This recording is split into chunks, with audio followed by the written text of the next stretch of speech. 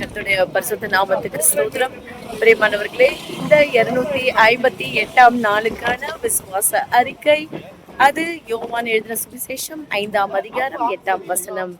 இயேசு அவனை நோக்கி, உன் படுக்கையை எடுத்துக்கொண்டு நட என்று சொன்னார். உடனே அவன் தன் படுக்கையை எடுத்துக்கொண்டு நடந்தான் என்று பார்க்கிறோம். படுத்து கொண்டிருந்தான் என்று சொல்லுகிறார்கள் என்றால், அவன் எதனால படுத்துட்டு இருந்தான்னு தெரியுமா?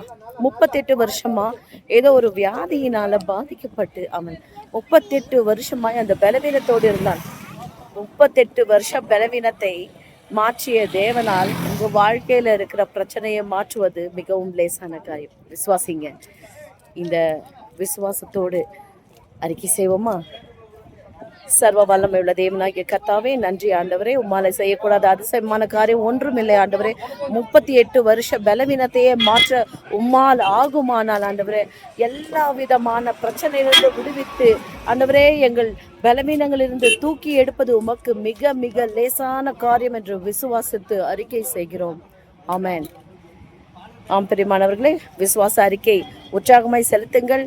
கர்த்தர் உங்கள் பலவீனங்களை மாற்றுவார், உங்களை ஆசீர்வதிப்பார். God bless you.